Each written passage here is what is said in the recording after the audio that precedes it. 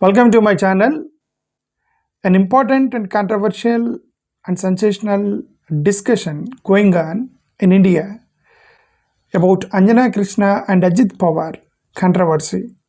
A video leaked in social media how Ajit Pawar, the Deputy Chief Minister of Maharashtra, threatening a IPS officer Anjana Krishna. That video was being circulated in social media from last 2 days. In this case, there are two things we need to understand. The first of all, a politician threatening an IPS officer, point one. Number two, there is a difference between educational qualifications of IPS officer and the politician. And third, why these politicians wanted to verify her caste certificates. Let's talk about these three. First of all, let's talk about the case. Anjana Krishna, as part of her duty, while she was in duty, she caught few vehicles who are carrying illegal mining. Remember, it's illegal mining office. She is a police officer. She was in her duty while she caught the vehicles. As part of checkup, she stopped a few vehicles, and the people who are carrying illegal mining, generally the politicians will be behind sometimes illegal transportation. Maybe or may not be there behind the business of that particular illegal transportation, but at least they will take help from the politicians. As usually it happens in India, it happened then also. Those people who are caught by a police officer, they call to a politician. Instantly, that politician is Ajit Pawar, the Deputy Chief Minister of Maharashtra. Now, the Ajit Pawar told the people who called him to hand over the phone to the IPS officer to talk to her, to release the vehicles which she caught. And the people handed over the phone to IPS officer. And there was discussion between Anjana Krishna and Ajit Pawar. Ajit Pawar says, "These are my vehicles, why did you catch? And why did you stop?" And she said, with the dignity, with the respect, she said, "Dear sir, I don't know this is your vehicle. I thought I don't have any knowledge that these vehicles belong to you." And he also said, "It's okay, leave the vehicles, release the vehicles." Up to then it's fine, but the controversy triggered. But later, Ajit Pawar got irritated when Ajit Pawar asked her to release the vehicles. And the IPS officer, Anjana Krishna, she asked the politician, Deputy Chief Minister of Maharashtra, Ajit Pawar ji, asked him to call from his official mobile number to her official mobile number, because to verify, to cross-check, is it really Ajit Pawar, the Deputy Chief Minister, who is speaking over the phone, or somebody else is acting like Ajit Pawar? She wanted to verify the person who is talking to her, is he really Ajit Pawar or not? Officer, because many people will call and they say that I am MLA speaking, MP speaking, Minister speaking, but is he really MLA, MP, Minister? Nobody knows that. That's why there are official numbers allotted to the ministers, official numbers allotted to the IPS officer. A minister should speak to the a bureaucrat from his official mobile, and the bureaucrat will speak on his official mobile number. Then they will understand that the IPS officer is speaking, the other side minister is speaking. So that's why she requested the Ajit Pawar to speak to her from his official mobile number to her official number. That irritated the Ajit Pawar, and he started threatening her, abusing her. "How dare you talk to me? I will take action on you, action lungi," and all these kinds of stuff. He used on Anjana Krishna. This is actually the controversy, and someone recorded everything on mobile, the entire instant, and he released to the social media, and it is being circulated in social media for last 2 days. But here fundamentally three things we need to understand. First of all, number one is a duty, number two, qualification and education, number three, verification of certificates. First of all, I am talking about the duty Remember, she is IPS officer. She taken oath that I'll do my job honestly. She is an honest officer. No doubt the courage, the guts she has shown to speak to Deputy Chief Minister, to verify his identity over the official mobiles, and moreover she caught an illegal mining transportation. In this, undoubtedly we should appreciate this police officer. There's no doubt. We all must stand with this police officer, the way she handled the situation. It's our duty to stop the illegal transportation. She did it. There's nothing wrong in that. But it's a politician who tried to influence, threaten on behalf of the people caught in illegal transportation. Ethically, morally, constitutionally, in any angle, the duty done by IPS officer, it is a flawless. Whatever the mistakes or flaws that we need to search for, it is definitely from the side of the politician, not from side of IPS officer in this case.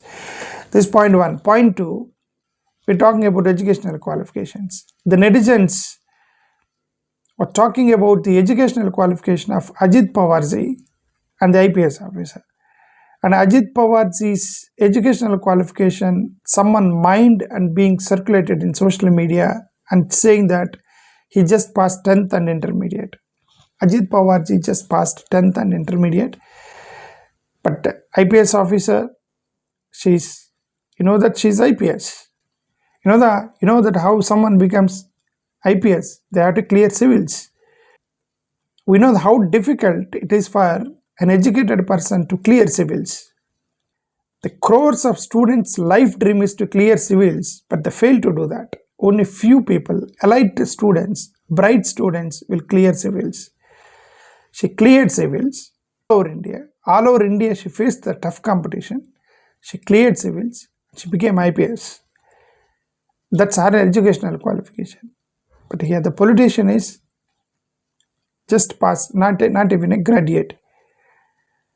And he is threatening a bureaucrat, an educated person, threatening. Definitely the educated community is not so happy with the entire incident that has happened, that has taken place there. What we mean to say is, politicians can recommend. Politicians have authority over the bureaucrats. There is no doubt. That is the constitution. That's how the constitution was written. The Dr. B.R. Ambedkar's constitution was written in such a way that even an uneducated person can become a politician. That provision was given in the Constitution of India. Few uneducated people also becomes politicians, and then they becomes authorities over the bureaucrats who are actually educated. Minister should be respected because he is elected a minister. MLA should be respected because he is elected. MP should be respected because MP. Because at the same time, you must respect the bureaucrats. They may not be elected by the people, but with a lot of hard work, facing tough competition, they're elite, bright students who cleared civil services and became IPS and IAS officers. Few people, Group 1 officers, even constable, even police constable, even a clerk who is working in government office. Remember, they faced competition and then they become government employees. We must respect these bureaucrats also. Politicians should not take politics as an advantage to threaten, to intimidate, to abuse bureaucrats, right? That's point 2. Point 3, MLC Amol Mitkare, he wrote a letter to UPSC to verify the caste certificate of Anjana Krishna. Here, a police officer caught illegal transportation. What is the context here? Writing to UPSC to verify her educational and caste certificates. Why the caste here? What is the need of caste here? What is the need of verifying caste certificate here? Her educational qualifications, her educational certificates and caste certificates here. What I mean, nowadays in India, it became very common that especially, if any officer who belongs to reservation categories, they are verifying caste certificates to bully them, to harass them in the name of converted Christian using SC certificate.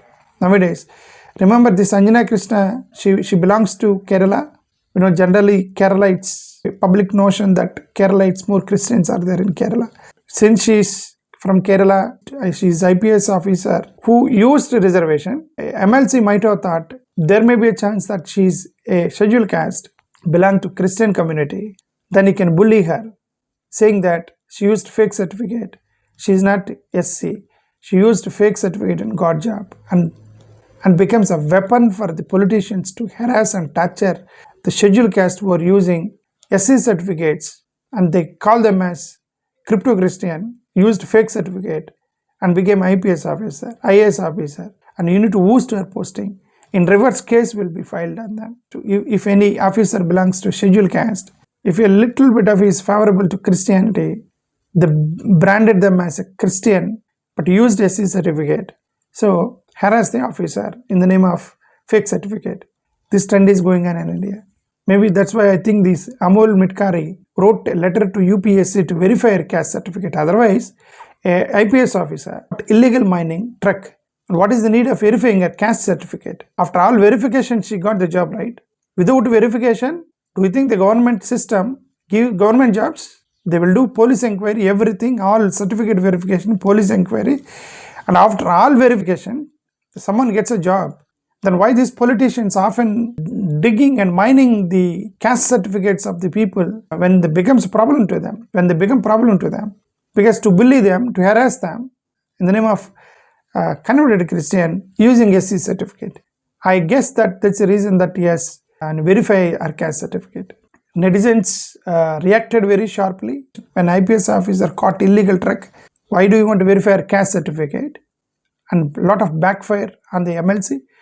Then he says that no, sorry, I'm apologizing to IPS officer. I don't mean something he tried to give, but it backfired. I think his target is to find her religion if at all she belongs to scheduled caste, and we can harass them. Hundreds of officers are facing this problem in India. This 1950 scheduled caste order, which says that when Christians does not belong to scheduled caste, these kind of illegal acts should be erased first of all. Then only we can stop this harassment and the officers. Otherwise, this harassment will continue. Thank you. Namaskar.